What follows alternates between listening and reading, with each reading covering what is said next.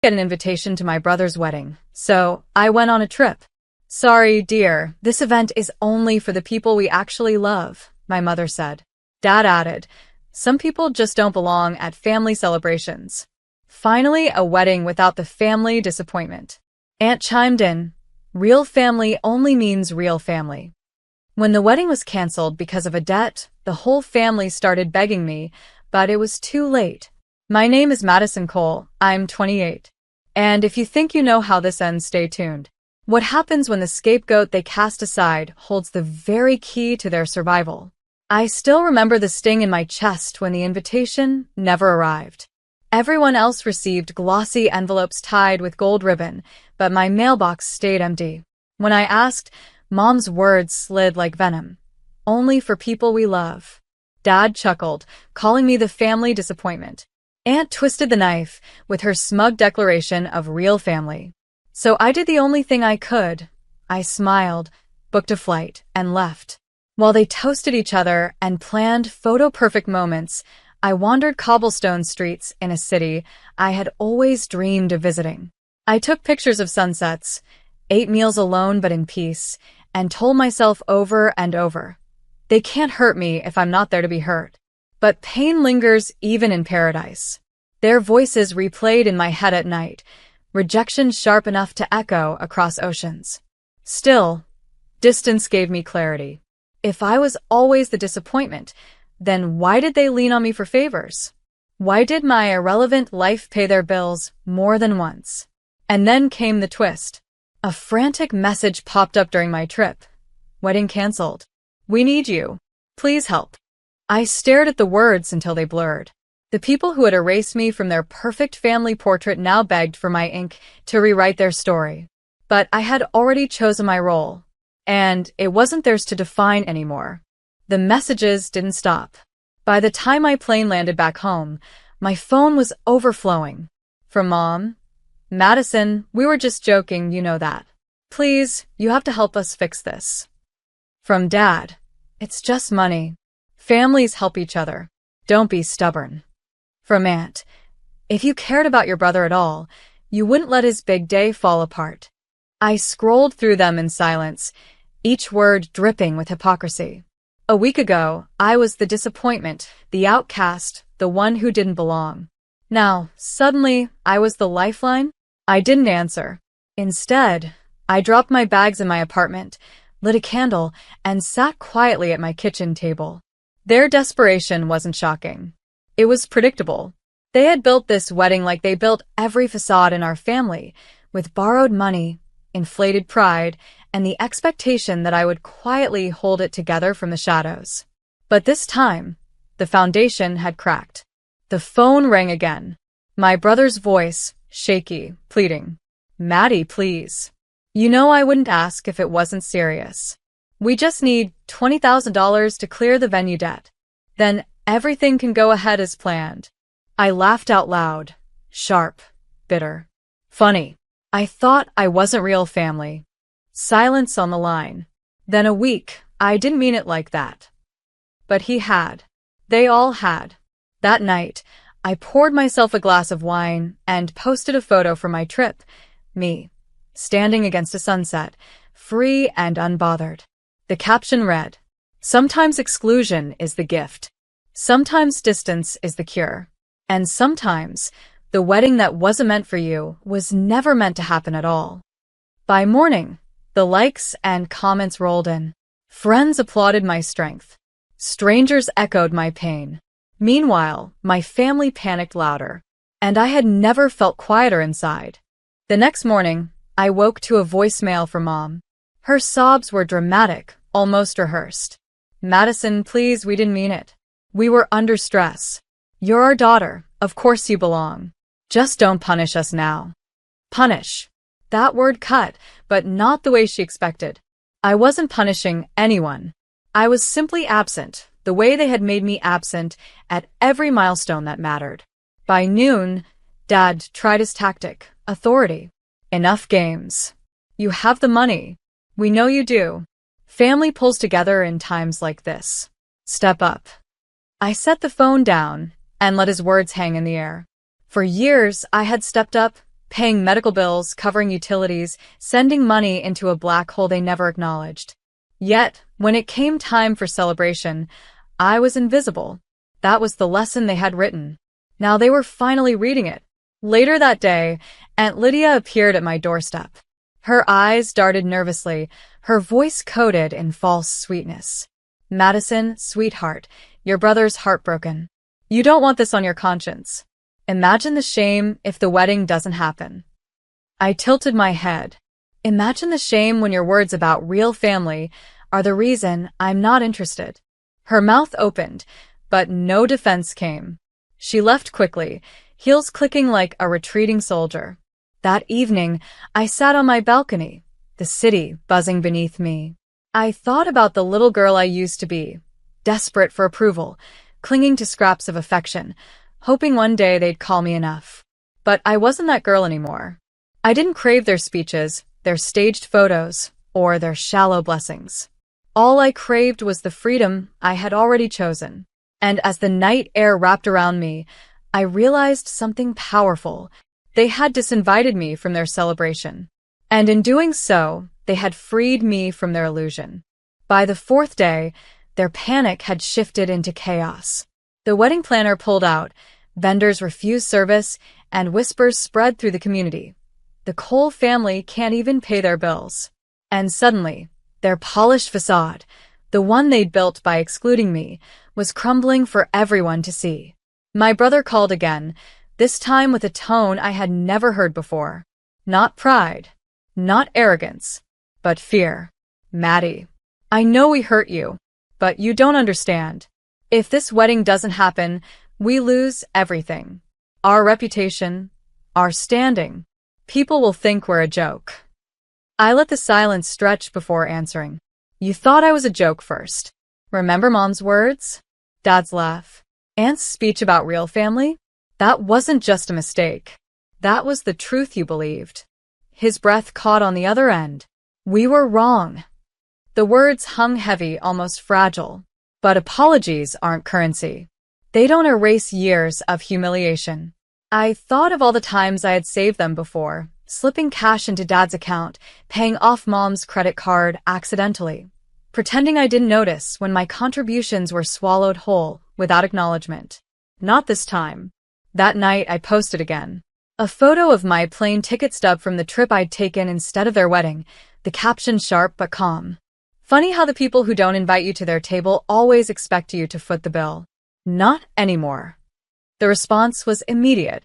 Friends cheered, strangers applauded, even a few distant relatives messaged me privately with quiet support. And my family? Their begging doubled. But I didn't flinch, because I finally realized their approval had never been love. It had been dependence dressed as affection. And without me, they were finally forced to face the truth. By the weekend, the wedding was officially called off. The venue released a statement, polite but firm. "Due to unpaid balances, the Cole reservation has been canceled." The news rippled fast. Neighbors whispered, friends backed out of travel plans, and the perfect image my family had clung to shattered overnight. I watched from the quiet of my apartment, sipping coffee, scrolling through the fallout online. My brother's fiancé had posted vague captions about betrayal. Mom stopped updating her social media altogether, and Dad looked like a ghost the last time someone snapped his photo at the store. And me? I felt lighter than I had in years. That evening, Aunt Lydia left me a voicemail. Her tone had softened from smug to pleading. "Madison, we shouldn't have said those things. We were cruel. But can't you find it in your heart to help us rebuild? Your family." Family. The word tasted bitter now. Real family only means real family. Those had been her words, her knife twisted at the dinner table. Now she wielded family like a shield, hoping I'd forget how it had been used to cut me. I didn't reply. Instead, I opened my journal and wrote, "Exclusion reveals truth faster than any toast. They taught me I didn't belong. And now I believe them." When I closed the book, I realized I wasn't angry anymore. Not in the way I had been. I was free. Free from their expectations, their control, their endless cycle of using me as a crutch while dismissing me in public. For once, their downfall wasn't my responsibility to fix. And that was the most poetic part of all. Because in pushing me out, they had taught me the most valuable lesson. I never needed their table. I could build my own. And mine would never run on debt. The calls slowed after the cancellation, but not because they had given up. It was pride, their last weapon. Mom sent a single text, "You've embarrassed us enough. I hope you're happy." Dad followed with something colder. "Don't bother coming back. You made your choice." I read them both twice, waiting for the familiar sting. But there was nothing. No ache, no guilt. Just clarity. They hadn't disowned me because I was cruel. They had disowned me because I stopped being useful. Meanwhile, my life kept moving forward. Work thrived, my savings grew untouched, and my circle of friends, the ones who had always seen me, widened with new people who valued me not for what I gave, but for who I was. On Friday, a coworker invited me to a small gathering. I laughed more in one evening than I had in months under my parents' roof. No speeches, no comparisons, no invisible role to play. Just warmth. That night, walking home under the glow of city lights, I realized something vital. The family I had been chasing all my life wasn't the one I was born into. It was the one I was building. Still, I couldn't resist one last move. I posted another photo. A table full of friends, glasses raised, joy genuine and unforced. The caption read, "Real family isn't defined by invitations. It's defined by love." And tonight, I finally felt it. Within minutes, the comments lit up. Dozens of people cheering me on, some admitting they had lived through the same kind of erasure. My inbox filled with solidarity. And somewhere, in their darkened house filled with silence, I knew my parents saw it too. The same silence they once used to erase me was now their punishment. A silence filled with my absence, my growth, my joy beyond their reach. They had tried to cut me out, but all they cut was their own lifeline. By the 7th week, their silence cracked. Mom called late at night, her voice trembling in a way I had never heard. "Madison, we can't face people anymore. Everyone knows. Your brother's fiancé left. We lost everything." I listened quietly, my fingers tracing the rim of my glass. The family who had mocked me as the disappointment now sat in ruins of their own making. She continued, desperate. "We were wrong. About you. About everything. Please just talk to us." Her words should have been healing, but they weren't. Because apologies given in desperation don't carry truth. They carry survival. The next day, my brother texted, "Maddie, I need you. I'll pay you back. I swear." I stared at the message until the screen dimmed. He didn't want reconciliation. He wanted rescue. And I wasn't in the business of rescuing those who had celebrated my exclusion. Instead, I went for a walk downtown. The air was crisp, storefronts glowing with autumn warmth. A little girl tugged her mother's hand, giggling, pointing at holiday decorations.